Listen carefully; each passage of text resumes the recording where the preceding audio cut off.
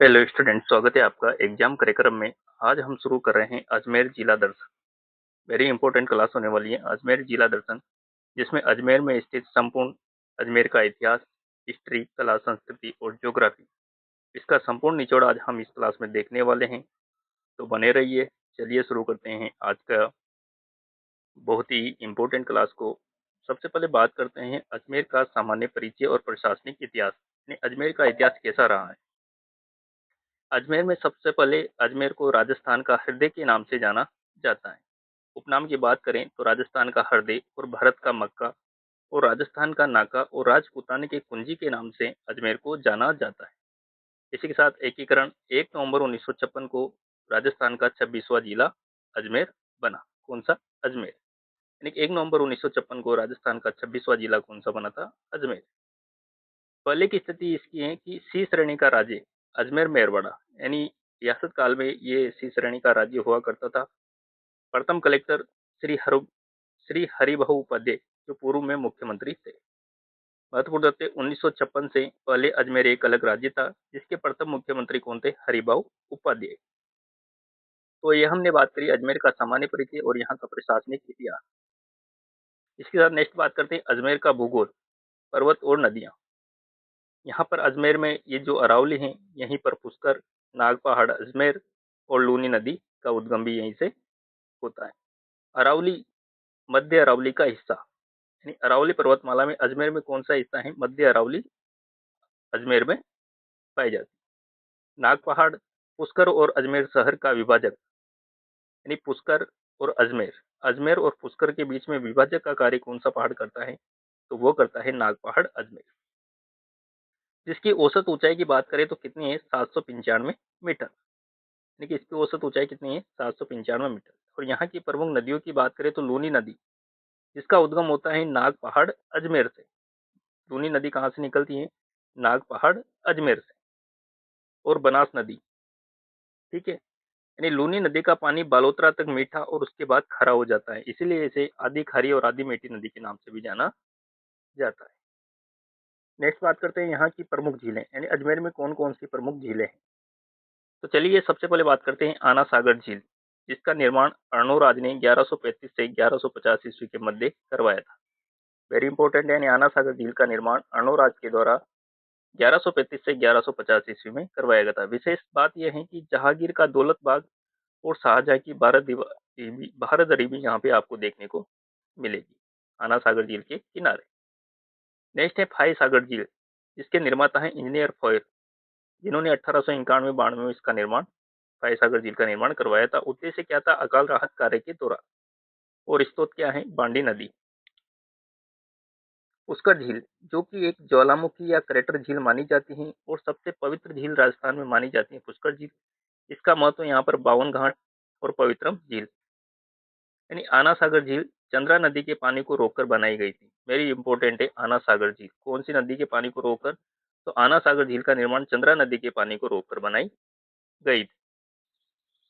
Next है अजमेर का चौहान राजवंश का स्वर्णिम इतिहास। वेरी वेरी इंपॉर्टेंट है, हिस्ट्री से संबंधित पॉइंट अजमेर के लिए।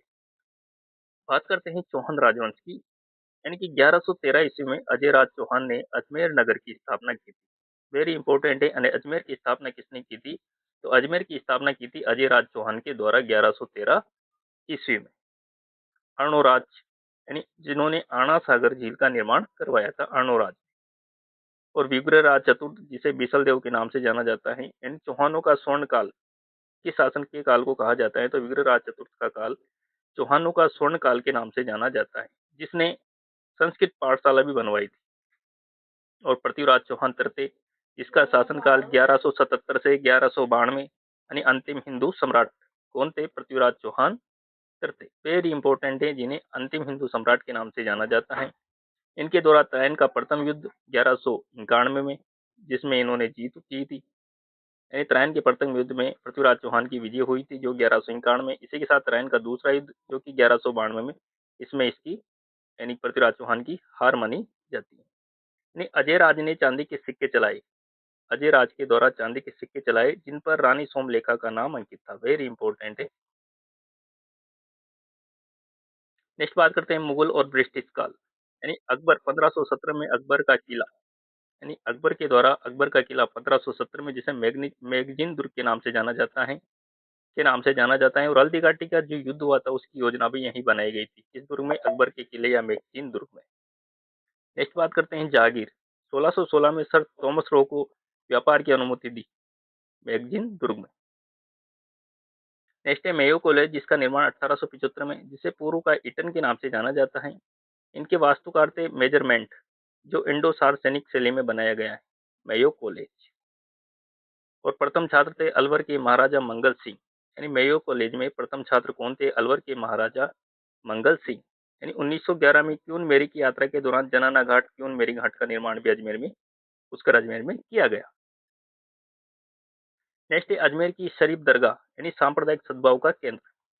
संत ख्वाजा मोइनुद्दीन चिश्ती, जिन्हें गरीब नवाज के नाम से जाना जाता है, ये अजमेर में आए थे 1192 ईस्वी में मोहम्मद गोरी के साथ।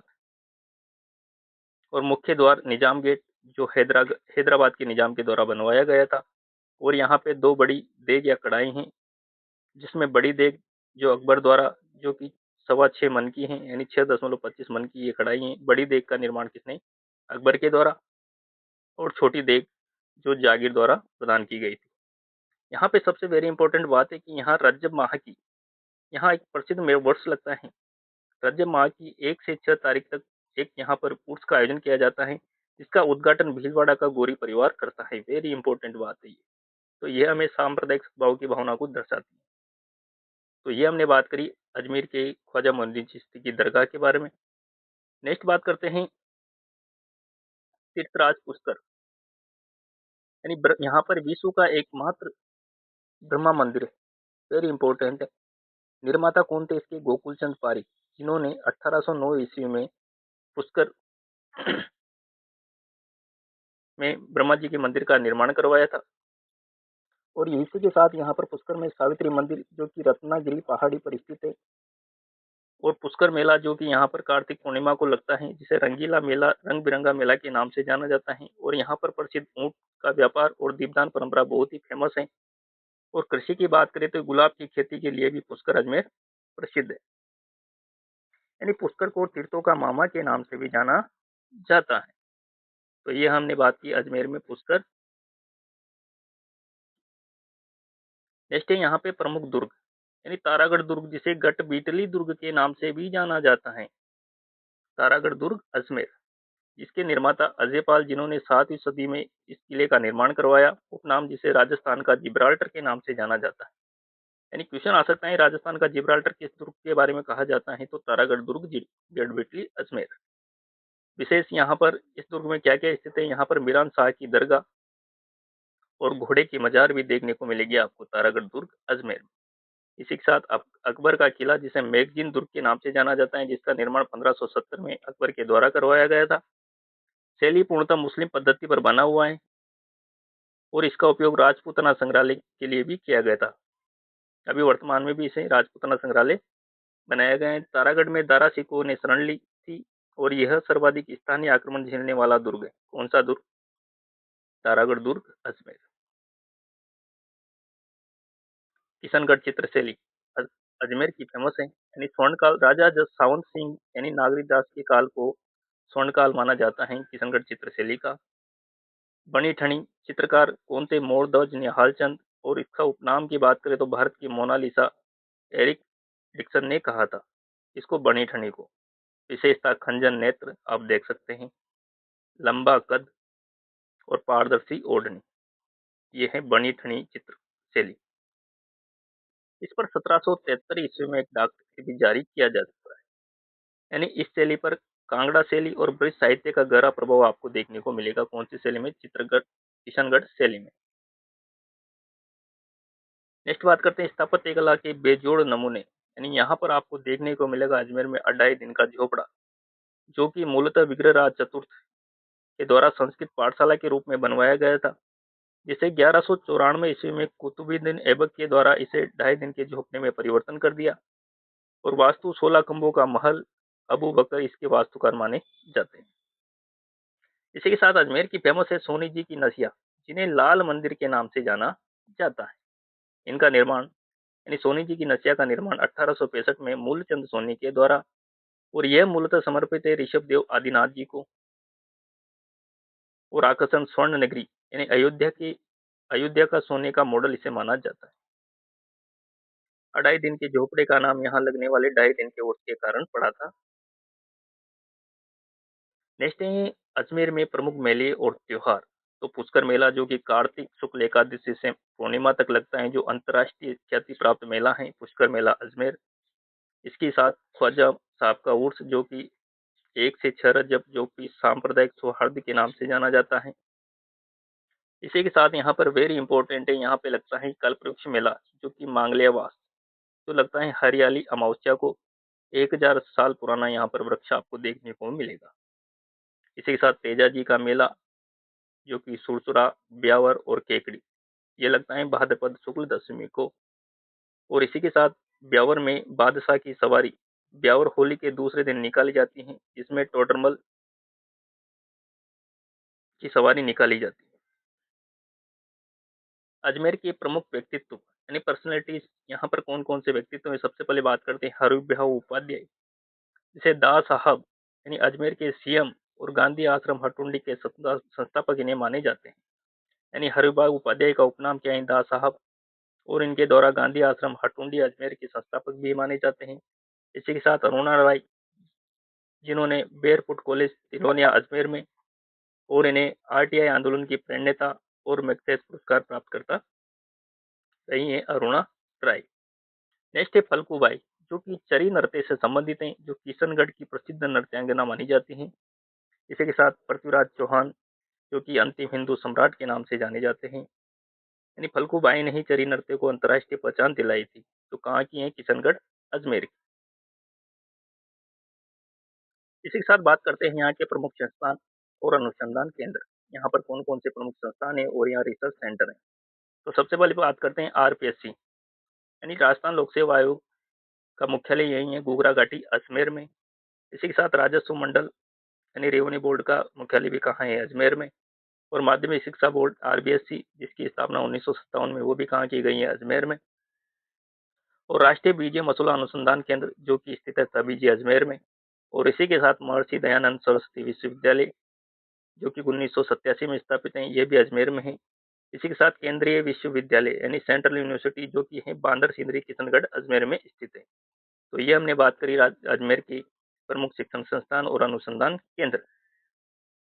नेक्स्ट बात करते हैं परीक्षा उपयोगी golden facts, rapid fire revision देखते हैं। चलिए सीधे प्रश्न में छपने वाले, सीधे एग्जाम में छपने वाले प्रश्न देखते हैं। सबसे पहले अजमेर राजस्थान का पहला पूर्ण साक्षर जिला माना जाता है, वेरी इंपॉर्टेंट है।